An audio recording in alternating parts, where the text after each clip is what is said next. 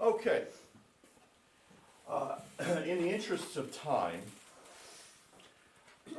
we are not going to have an extended conversation on the filioque for one very simple reason. This has been a contentious matter within the church for 1,600 years. Conservatively speaking, it's been incredibly divisive for about 1,000 years. So I'm only going to make a couple of suggestions, then give one personal comment, and then we're going to move on. We're not going to discuss it because, quite frankly, there's nothing that I or anybody in this room is going to say that's going to resolve the issue. It's just not. So to that end, I'm going to make two suggestions. First one, if this subject really does interest you and you really want to dig into it, I'm going to recommend you go online and you pull up these two articles. I will leave the articles on the table so that you can, if you want, you can make copies of it, or you can just type in the titles, go online, and then you can pull it up. One is called Eastern Orthodoxy and the Filioque Clause, and it is written from an Eastern position.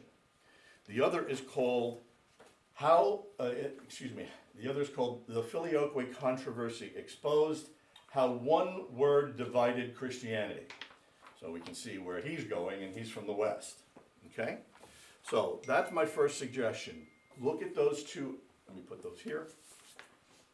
Look at those two articles if you really want to get an overview of the matter. Now, if you want to go a little deeper, I have two books that I will recommend for you.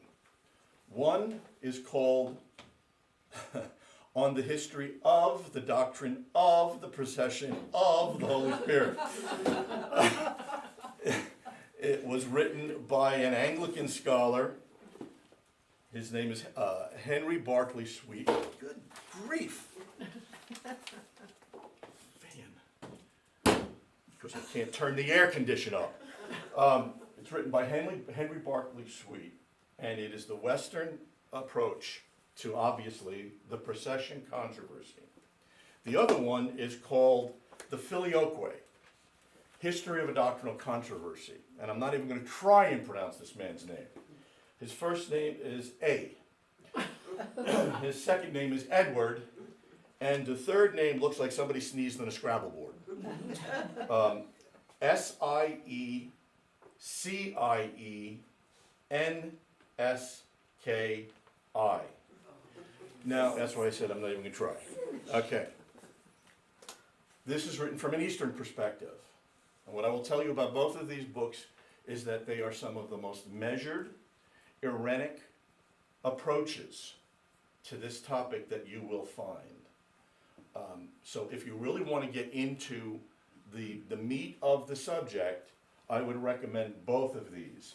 This one covers the history right up until the matter became nasty. So it goes right up to Charlemagne. Okay, and that's when everything really became ugly.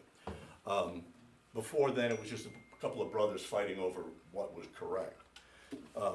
And this one's really good. I would definitely encourage you to look at the one from the Eastern position. He comes to a very, very interesting conclusion. Again, both of these are just suggestions for resolution. They're not going to have any weight unless the patriarchs, and the Pope sit down and stop poking each other in the eye. All right. And then finally, for your own edification, you're going to need to look at these references and seriously contemplate these references. Okay? These are the proof texts, and from these you can refer to other references, all right? But these are the main proof texts that are used to support both positions, okay? Now, I'll make my own statement very briefly, and then we'll move on to today's discussion. You have probably heard me talk about the filioque in the past. You've heard me say this, and I will say it again. I think this is the silliest argument the church has ever engaged in her history. I could care less, personally. Leave it in, take it out, I don't care. It affects nothing from my understanding of the major doctrines in Christianity. The only thing that I'm going to comment on in reference to this is one of the arguments that I believe, but I hope it has been abandoned. And one of the arguments that had been raised against the clause is that it was included by a non-ecumenical council. Now that's the argument. And as I said, I don't know if that argument is still being proffered, because it's basically a fatal flaw. And I'll tell you why. I handed you that handout. I want you to look at that handout. Now I want you to look at the first page. And what do you see? That's the Council of Nicaea and the original creed, right? And I have an arrow by where the Holy Spirit is mentioned. Okay, so you see it? Yep. See how brief it is. Flip the page. Okay? All right, so now we see Council of Constantinople, right? Notice what you see. There's an addition. It has been added, right? Okay, now go to the final page. And this is what we say today. It has been added even more, right? Okay? Go back to the middle page. Notice what it says at the top. How many bishops were present? 150. Less than half of what was present at Nicaea. And yet, they added to the Nicene Creed. And notice what they added. They added an addendum to the Holy Spirit.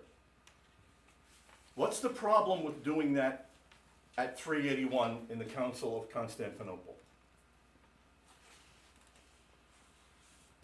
If you'll recall when we went over it, at the time that that clause was inserted, the council was not considered an ecumenical council at all.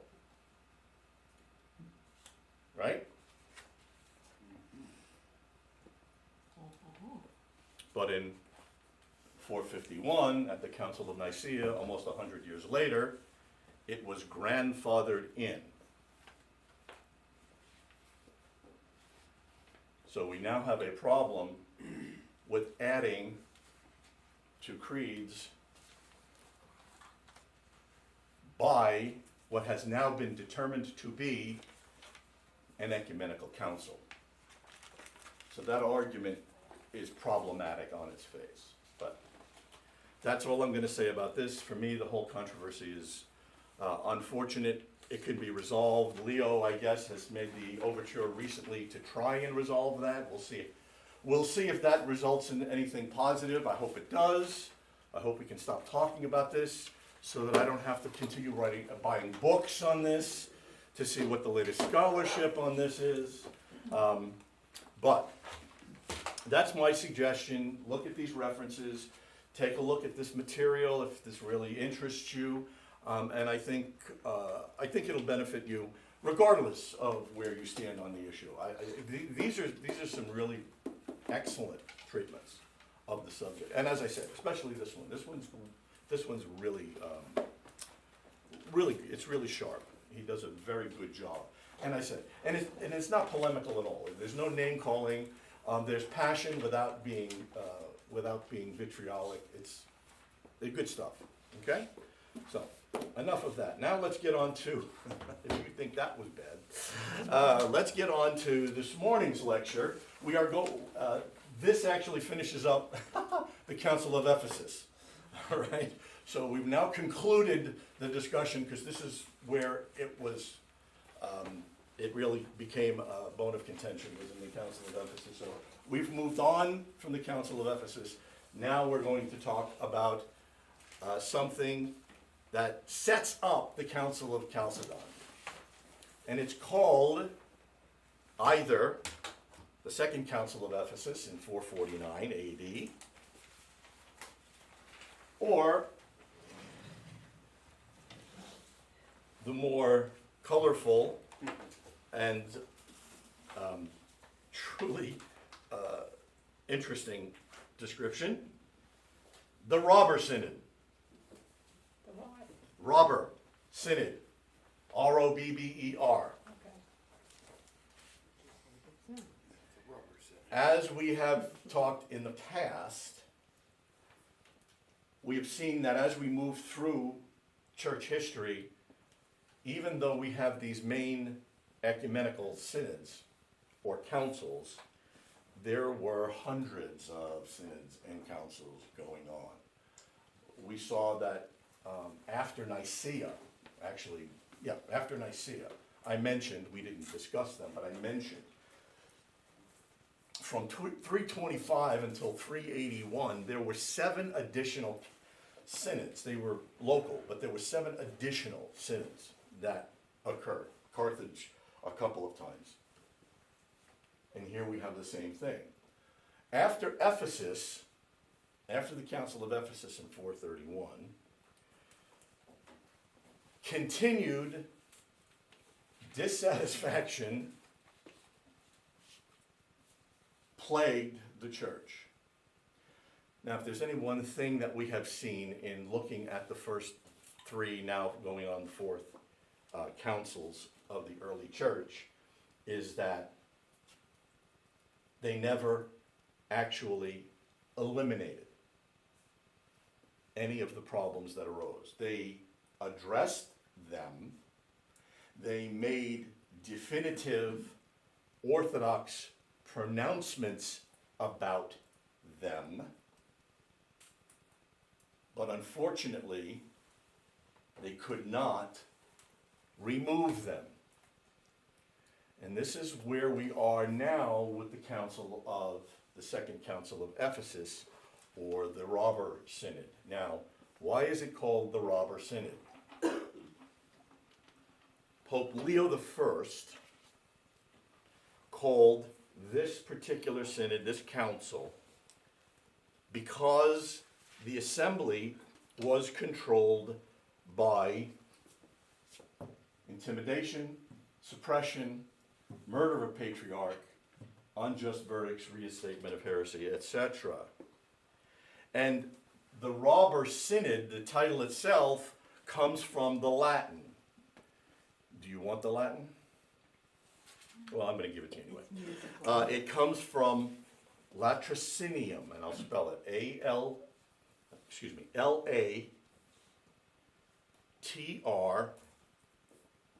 Latrocinium.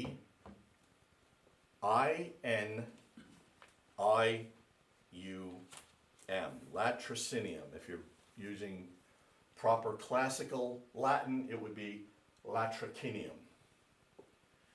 And what this term means is highway robbery,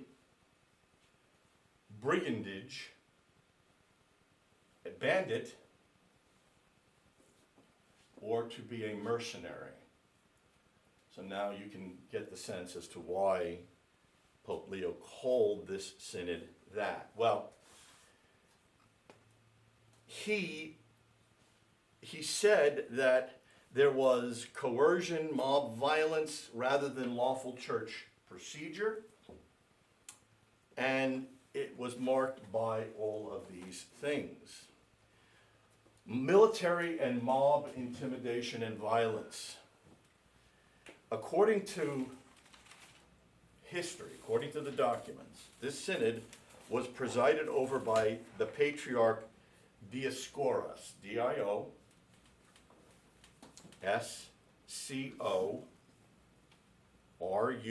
who was the patriarch of Alexandria.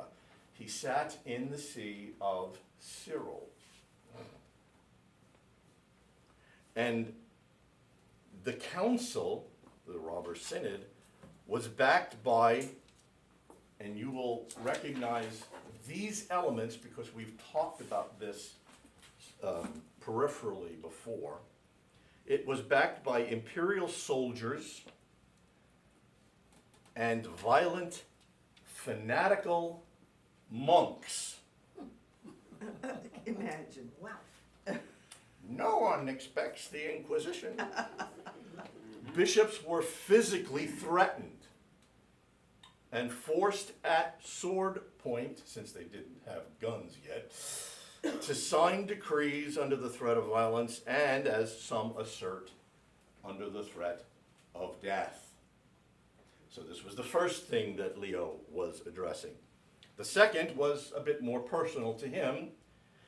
Dioscorus explicitly prevented the papal legates from presenting what was known as Leo's tome, which was a crucial and major doctrinal statement by Leo that outlined and defined Christ's dual nature. It was a letter that was endorsing Nicene Orthodoxy, and it was not allowed to be read. Then there was murder of a patriarch. Now, I'm not quite sure why this is identified as murder, but you'll understand in just a second.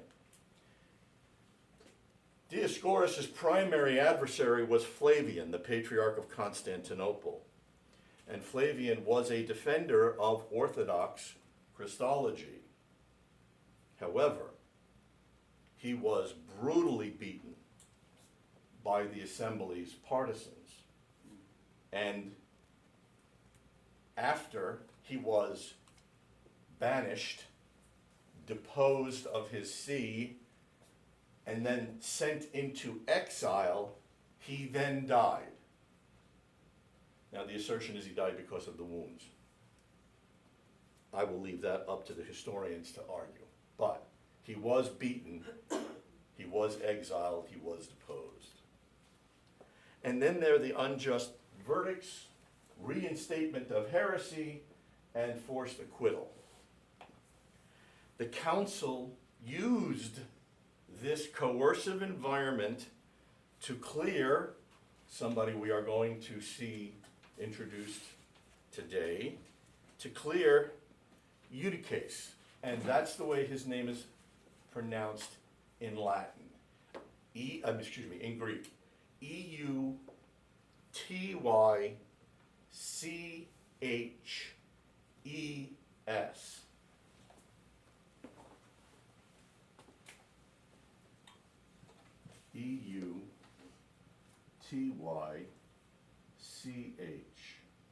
Eutyches. And in Greek, the emphasis is on the first syllable, and this is a long A in Greek. It's on these sheets that you gave us a long time ago, all these names. There you go. So Good for you. I'm thinking ahead. Gold star. So, and he was a heretical monk who argued that Christ only had one divine nature. Does that sound familiar? Okay. We ran across it under a different name, but this will be known moving into the future as Monophysiticism. We came across it earlier as Miaphysitism. All right? And not only, excuse me, did they reverse the condemnation of Eutyches, it also deposed anyone who opposed him because of these extreme irregularities. Pope Leo declared that the proceedings were void. He excommunicated those who participated, and of course, he labeled the gathering a latrocinium, a robber synod. The church completely rejected the Second Council of Ephesus in 449, and its decisions were later overturned in 451 by the Council of Chalcedon. And the Council of Chalcedon, as we all know, affirmed Christological orthodoxy. Okay? So that's why it's called the Robber Synod. And now I'm just going to, excuse me, now I'm going to go through and I'm going to give you the particulars of the synod so that you can get a sense as to why this is such a mess. It involves something that we have engaged almost from the beginning, and that is the relationship and how we understand the relationship between church and state. So, the Council of Ephesus in 449, the Second Council, was a significant movement in the early Christian church, entangled in complex political, theological, and social dynamics. So it wasn't exclusively a theological concern. And we've already seen that it was so contentious, it would later be called the Robber Synod. And to this day, both East and West, but not the Oriental Church, not the Oriental Orthodox Church, which I understand recently has kind of spoken to the Eastern patriarchs, and they've talked about, they've talked, let's just say Where's that. the Oriental? Well, I'll get to that in a minute. That becomes prominent after Chalcedon. I only mention it because historically, two of the three representative communions still refer to this as the Robber Synod. The Oriental Church, we'll get to it in a little more detail, not much, in Chalcedon, but the Oriental Church comprised the Coptic Orthodox Church, the Syriac Orthodox Church, the Armenian Orthodox Church, and about 3 or 4 others, okay? But they did not agree with Chalcedon on this. So they endorsed the Robber Synod, okay? So the prevailing political landscape within the Roman Empire was, as we can see, marked by fragmentation, power struggles, and it was notably influenced by figures such as Dioscorus and Theodosius II. Remember, we encountered our buddy Theodosius earlier. This situation created a major fissure, F-I-S-S-U-R, in the church. When Theodosius I died, his sons, Arcadius of the east, and Honorarius, you've heard his name before, of the west, took over the empire.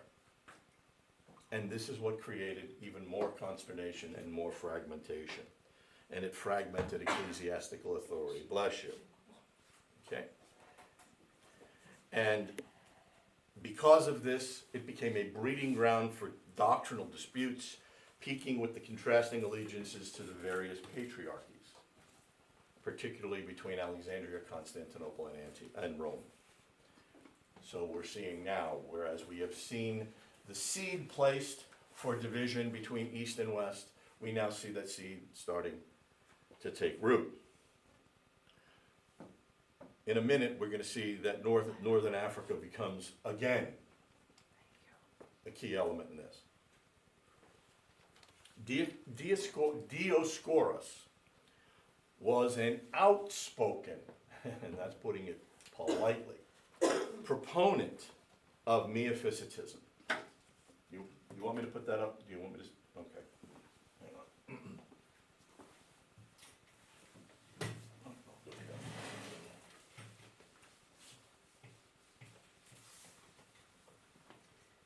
All right, these are the terms. These are the terms that you are going to encounter when we talk about this. You're going to encounter this.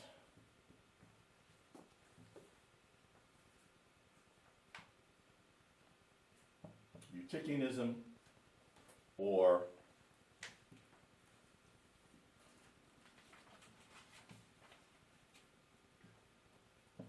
Miaphysitism, or the one that most of my Reformed brethren love because it pokes fun at the Lutherans.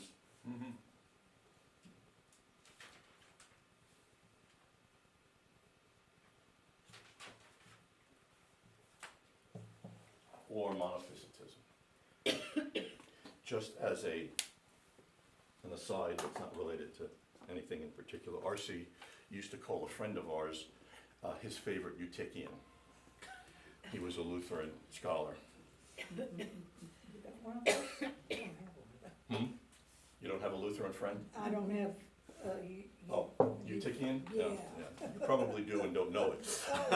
Okay, so, Probably don't know it. I'm sorry? I said they probably don't know it either. Well, they probably don't, because most are ignorant of church history. But anyway, he became this incredibly pivotal leader within this ecclesiastical hurricane, this maelstrom. His alignment with the anti-Chalcedonian faction placed him in direct opposition to Nicene orthodoxy, where the whole point was to define and understand who Christ was. Okay? The emphasis on Nicene orthodoxy became a constant drum that got beat all through the first 7 ecumenical councils. It will repeatedly be addressed in one form or another.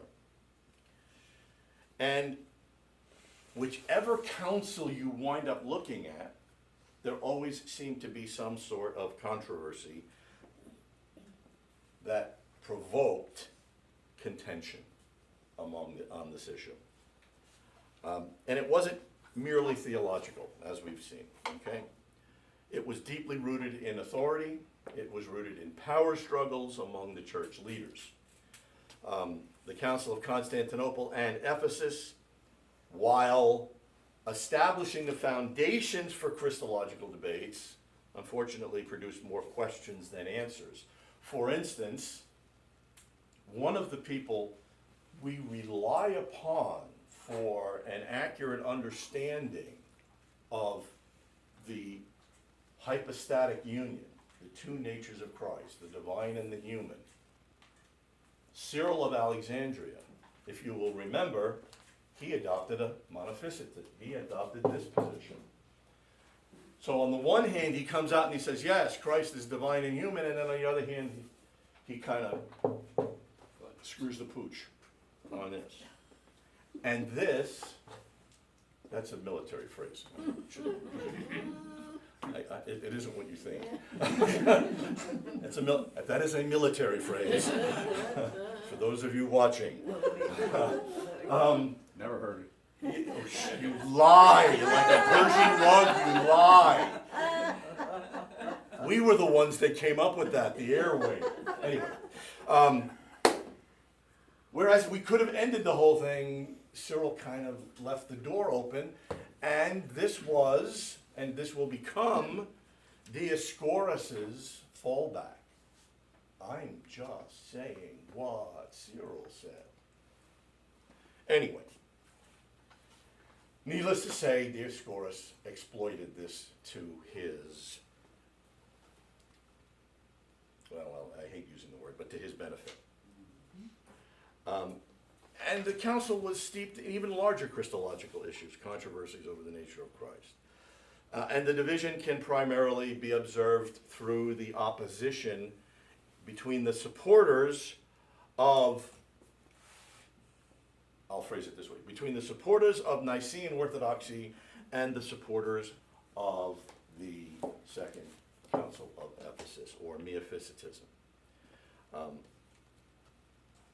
And Dioscorus was at the forefront of pushing this. The implications of this battle and these doctrines and the theological divisions were manifest not only in the ecclesiastical disputes, but also in the socio-political realm, as different factions sought to establish their dominance through influence over imperial power. And this one, council, will definitely show the dangers of that. We'll get to that in a minute. Urban centers, such as Edessa. Anybody know where Edessa is? Modern Turkey? Okay. Became critical in shaping the ecclesiastical politics of the time. The trading hubs and the melting pots of theological scholarship contributed significantly to the spread of the competing views of Christology. One of the things that you find, and that it's even true today in settings non-related to what we're discussing, there is always a division. How marked that division is depends upon the personalities involved, but there is always a marked division between the rural and the urban. The urban leaders seemingly are always more willing to challenge tradition, challenge the status quo, and in our setting, challenge orthodoxy. Okay? It's not any different today. That's the way I'm saying.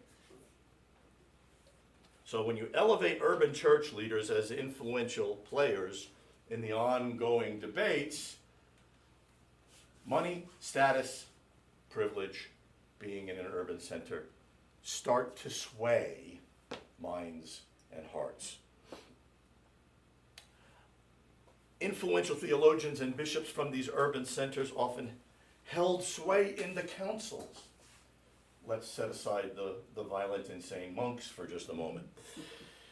And they were advocating for particular theological stances that aligned with not their theological core, but with regional politics or practices. And in this social context, this served as a forum, not only for defining orthodoxy, but also for navigating the complex power dynamics between the church authorities, ecclesiastical authorities, and the imperial interests. Now, Dioscorus, his name is on that, right? No, Dioscorus is not on there? no. Yeah, it is, It is? right underneath. Yeah, it's at Chalcedon. the There bottom, it is, right? yeah. Okay, so I don't have to spell it. I'm sorry, yeah. Okay. His political motivations were deeply intertwined with his theological convictions by consolidating power within the Alexandrian church.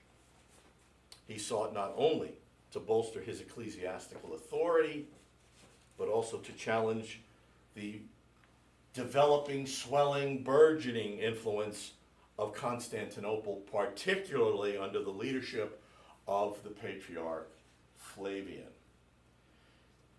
This guy, not Flavian, but Dioscorus, this guy was really a piece of work. I mean, he was a problem. I'm trying to think, what would be a good contemporary example of who he was.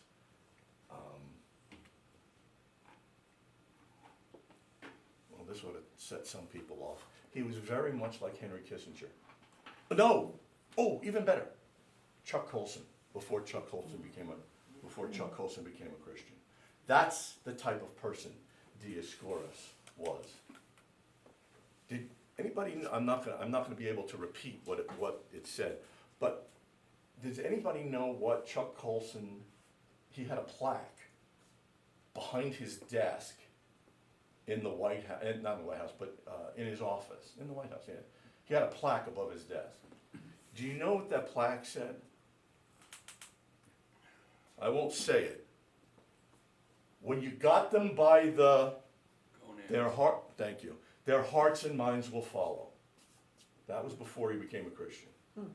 That was Dioscorus, in a nutshell. Okay? Flavian, on the other hand, opposed Dioscorus, and his position was rooted in the Christological orthodoxy that was produced by Nicaea. And because of this opposition, the latter's perceived threat, Dioscorus' perceived threat, to the established Christological definition and authority of Constantinople, which had been elevated by imperial favor, wound up having the emperor step in demonstrably. Theodosius II became directly involved. Directly. Remember, we talked about this previously. Remember, we talked about Constantine. Hey, you guys go do your thing. And we talked about Theodosius I. I'm kind of in, I'm listening, I hear you. Make a decision. Theodosius was not that subtle. He stepped into the fray and started to throw his political weight around.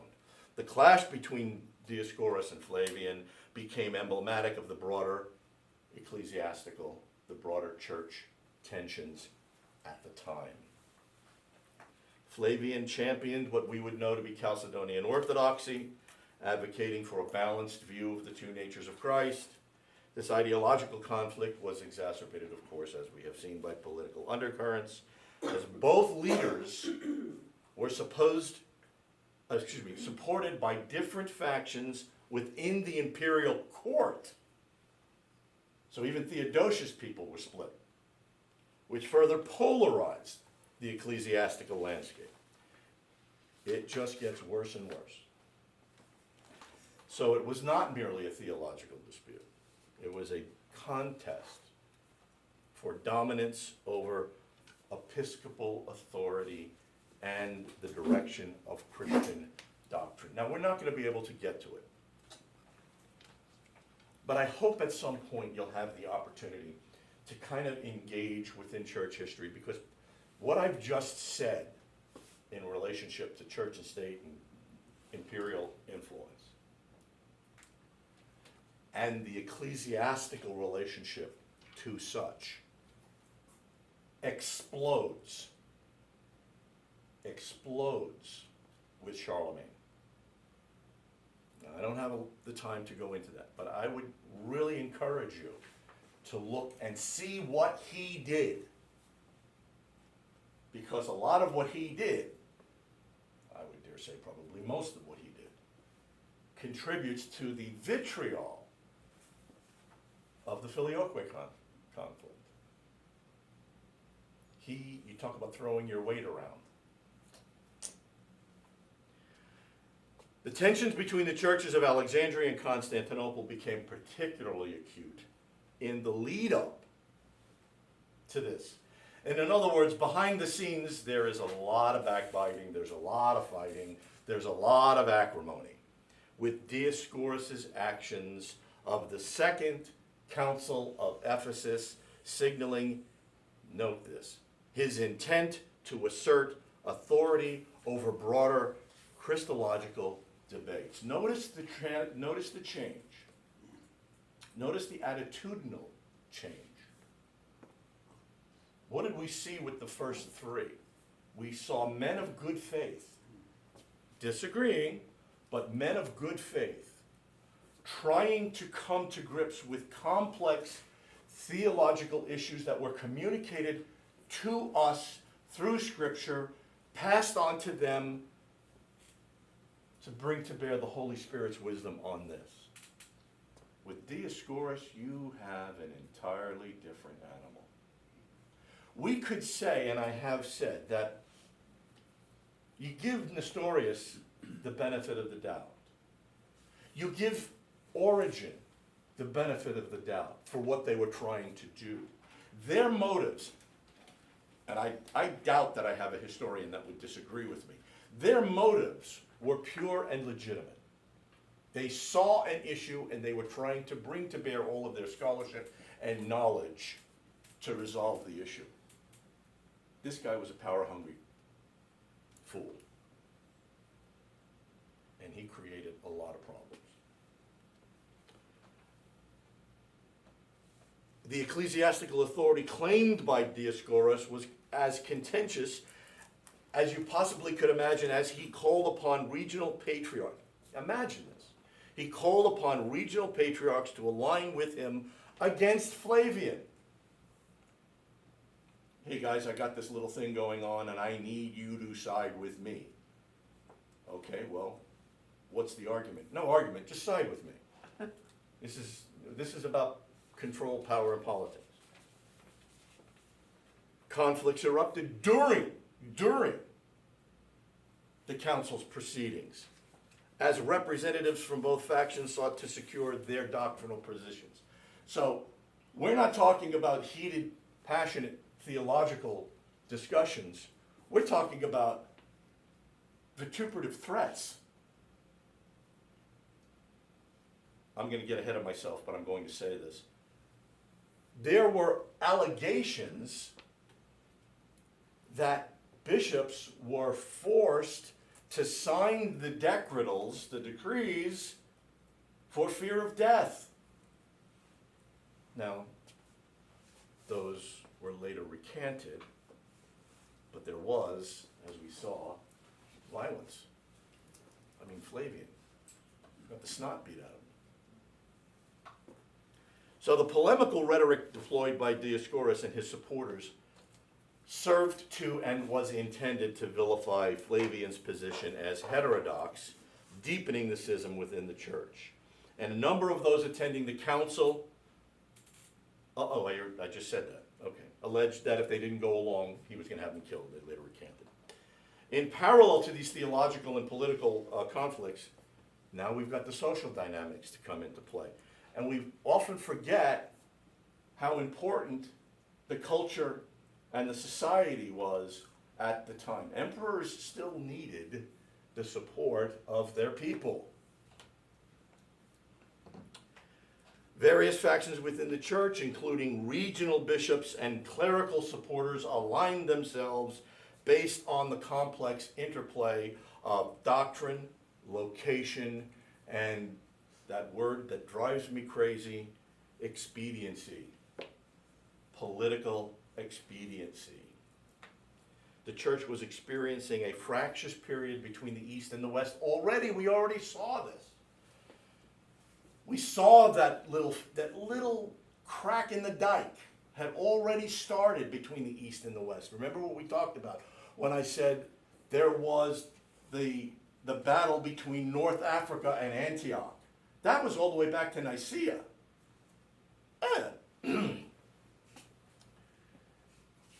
The influential figures begin to form among bishops and their congregation.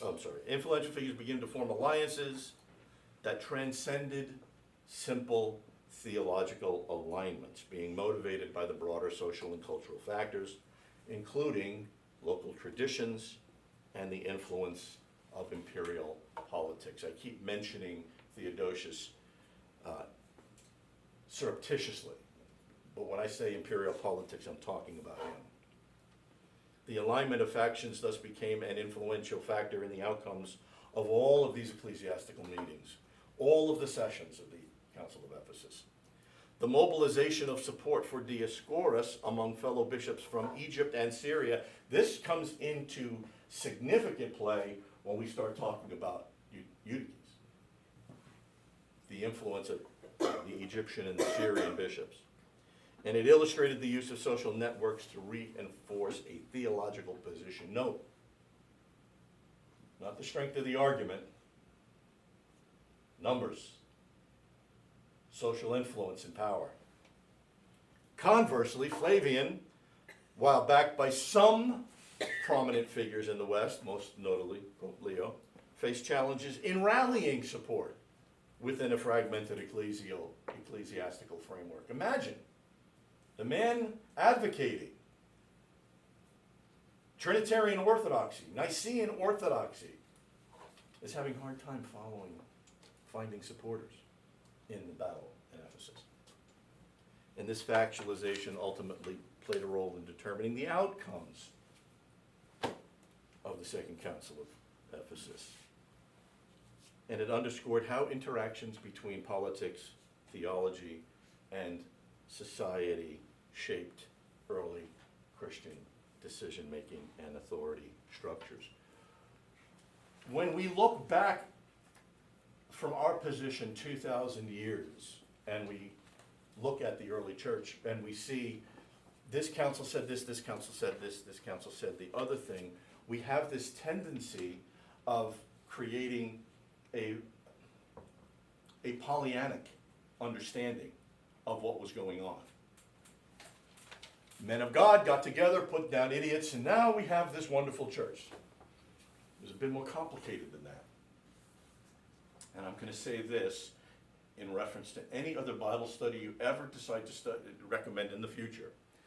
If nothing else, this Bible study has warned you, before you mention a topic, do a little background on it. Because I will guarantee you didn't expect any of this when we started this. But this is what happens when you start to peel the onion. Okay? So, the council's declaration had far-reaching implications for Christology. Flavian was deposed, and he was declared a heretic. Theodosius II, here it is, supported the Council of Ephesus and Dioscorus, and upheld the council's decision to depose Flavian. Dioscorus had the full weight of the imperial crown on his side. Now the implications for Christology start to bubble to the top, because as serious as Miaphysitism was 20 or 30 years earlier in the Council of Ephesus, now it is entrenched. And it is now a significant theological orientation, leading to heightened tensions with those opposing it. Remember the other word we were talking about, the other position? Diaphysitism, right? Two natures. And Diaphysitism was the conclusion of the first council of Ephesus. And that, we will see, ultimately becomes the Chalcedonian definition.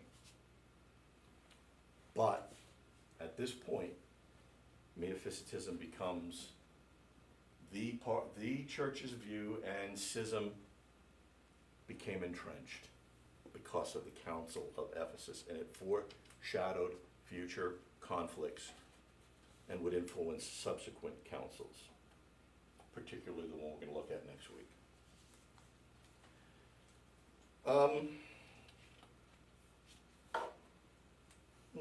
All of this is kind of repetitious. The aftermath of the council underscores the legacy of ecclesiastical division that would challenge the unity of Christianity for centuries to come.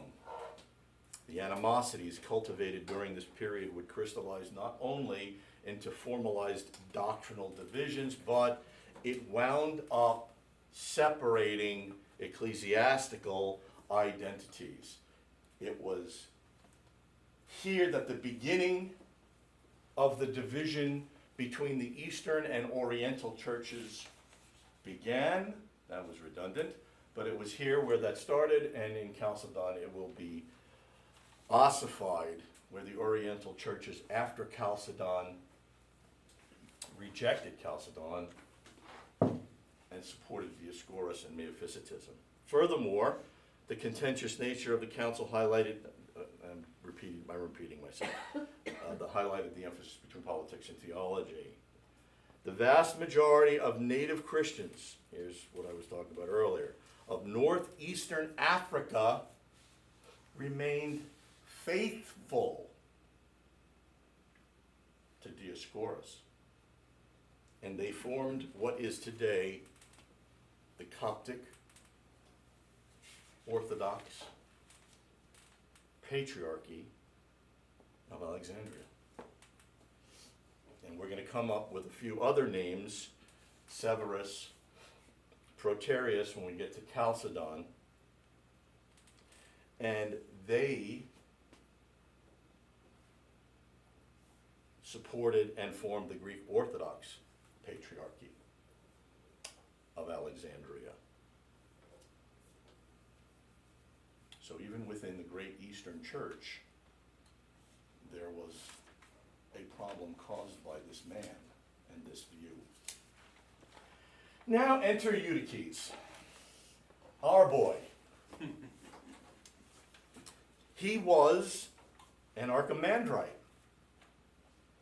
Everybody's going, he was a who's a what's a? He was an Archimandrite. He was basically a bishop put in charge of, he was basically a priest put in charge of men in a monastery. Okay, he was kind of over a bunch of abbots. Okay. Sorry, Abbott and Costello popped into my head right at that moment. Trying to do it. It was a layup. But anyway, and he was of Constantinople. Why is that significant? Anybody remember? Let's see if you can put your thinking caps on to a couple of weeks ago. Who was the Patriarch of Constantinople at the Council of Ephesus? Flavius? Oh, Flavius, it wasn't Flavius. No, before Flavius. Constantine. No, Cyril. Nope. Nestorius. That was Alexandria. Oh, Somebody said it. Nestorius? Nestorius. So here we have Eutyches in Constantinople, having all of these monks under his authority, and he's battling with the very patriarch of his own city. And in case you're wondering, he actually, Eutyches, actually controlled 300 monks. All right. He was quite respected, and he was an influential eunuch at the court of Theodosius II. Not quite sure why they had to mention that he was a eunuch, but they do mention it when they talk about it. I guess maybe because Origen and other guys.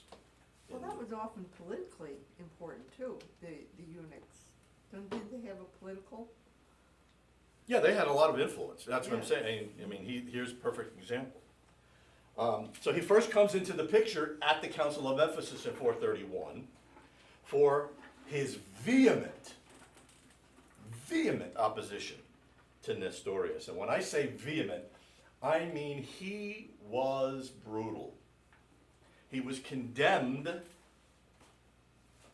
at Ephesus for having adopted a position that was the polar, diametrically opposed, 180 degrees the opposite of Nestorianism. Everybody remember Nestorianism? God-man, right?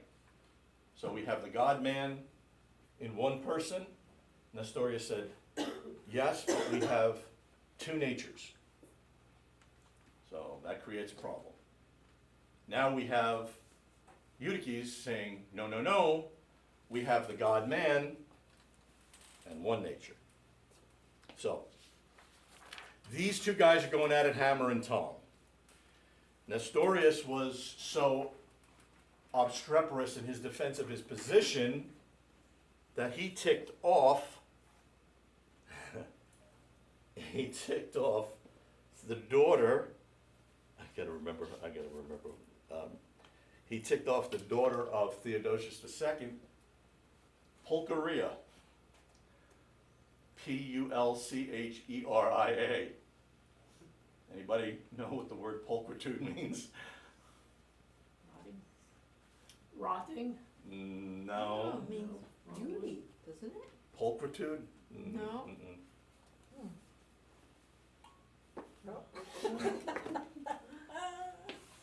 Oh. That's Ran one out of, of that's one of gas, the, ran out of that's gas. one of the, yeah, ran out of, yeah, that's one of the meanings. Anyway, so Nestorius was really obnoxious when he was dealing with the court. And we saw what his view was. We know that Nestorius rejected the title Theotokos and was condemned. But the fathers of the Synod argued that in opposition to Nestorius, the pendulum had swung too far in the opposite extreme, and he inverted the whole argument and asserted that the human nature and divine nature were combined into a single nature of Christ without any alteration, absorption, or confusion, which makes that really a very odd position. Although, and here's the rub, it accorded with the teaching of Cyril of Alexandria. Eutyches was accused of having gone beyond Cyril in denying that Christ was of the same substance as man. In other words, that he was an incarnate person. He contended not only that to deny Christ, he contended, Eutyches, that he did not intend to deny Christ's full manhood, but to stress Christ's uniqueness. Now that was his contention. And as I mentioned in another context, I mentioned with W.P. Stevens and Zwingli, and I mentioned it with some in reference to Nestorius. There are some historians that want to give Eutyches the benefit of the doubt. I'll get to that in a second. Oh, right here. So in the documents that we have surviving the Synod, where Eutyches actually defended himself, he stood up to defend himself, he himself rejected how his thought was understood. And the doctrine that became known as Eutychianism is presented, according to some historians, only by hostile parties as an interpretation of the implications of his thinking. So in other words, I will say that the Tri-City area is a great area in which to live, and there people will turn around who are opposed to me and say, well, he just said that the Tri-City area is better than every place on earth. And this is the argument that they're making, that Eutyches did not say what he is claimed to have said.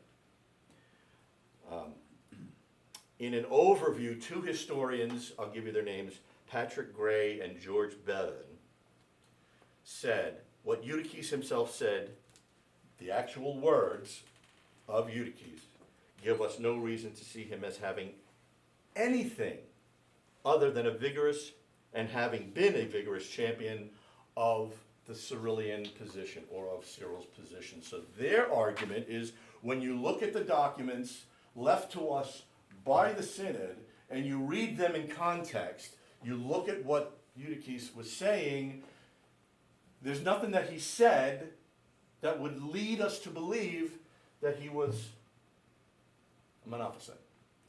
That's their contention. In any event, the energy and the imprudence, these guys were just angry. They would have fit well in my family. With Eutyches asserted his opinions allegedly to his being misunderstood. This is what he's saying. He was accused of heresy by Domnus II of Antioch and Eusebius, the bishop of Dorylaeum. Do you want those words? Okay. But anyway, Domnus and Eusebius, not Caesarea or Antioch. At a synod presided over by Flavian, of course, in Constantinople in 448. So we're not even here yet, and He was condemned at Ephesus, and now he's condemned in Constantinople, moving forward. His explanations, according to the council, were deemed unsatisfactory, and the council deposed him from his priestly office, and they excommunicated him. However, the Second Council of Ephesus, which was convened by Dioscorus, he convened it because he was under the impression that Eutyches had repudiated Miaphysitism. So he was like, what? What'd you say? We gotta have a council to sort this out. Well, Eutyches shows up at the council, and what happens? In walks a contingent, a massive contingent of Egyptian and Syrian monks, and Eutyches was literally overawed by the pomp and the circumstance of all of these clerics coming into the council. Well, having heard Eutyches' arguments, they not only reinstated him, they deposed Eusebius, Domnus, and Flavian. The council's judgment conflicted with the opinion of the Bishop of Rome, Leo, who, departing from the policy of his predecessor Celestine, had written a very strongly Nicene letter to Flavian in support of the doctrine of Nicaea and the two natures of Christ. So Theodosius, now having made his imperial decision known, throwing the weight of the empire behind him, he now dies. And his successor, Marcian, Marcian, not the heretic from the 2nd century, married Theodosius' sister, Pulcheria, and in October 451, keep that date in mind, both Marcian and Pulcheria summoned the council to meet at Chalcedon. It was attended by Dioscorus, and at which time he was summarily condemned. Okay? Now, creating even, now let me, before I go on that, Chalcedon basically annulled all of the previous proceedings of the Second Council of Ephesus, and they condemned all of the deviations that were assumed to come out of Cyril of Alexandria, and it was declared that the two natures subsist individually and come together to form, they give the Chalcedonian or the Orthodox position. Eutychianism was rejected. Eutyches died in exile. Very little is known about his later life. And creating even more confusion to the already confused situation, there were those who rejected the conclusions of Chalcedon and would later, even though they rejected Chalcedon, they, quote, were erroneously, I'll put that in scare quotes, accused of being Monophysites. They then formed, and this is where it will come in Chalcedon, they formed the Oriental Orthodox Communion. They were, this historian says, they were wrongfully accused of agreeing with Eutyches' view of the one nature in Christ and rejecting Christ's dual consubstantiality or same substance with the Father.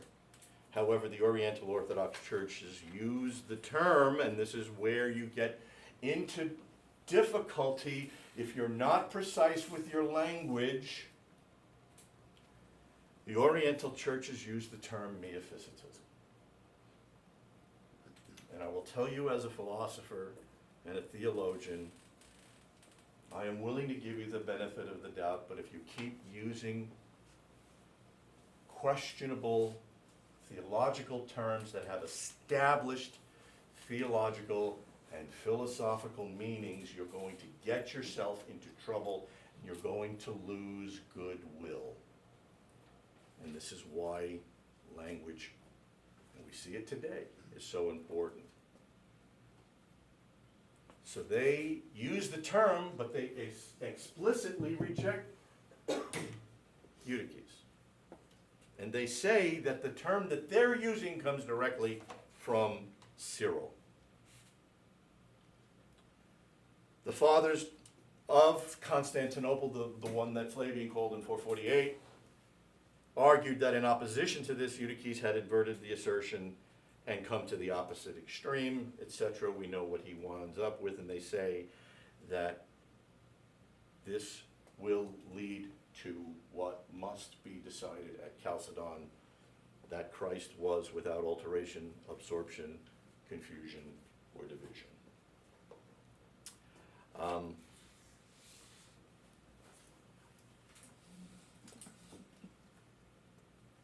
Okay. That leads us right to where we need to be. Next week, we will begin talking about the Council of Chalcedon.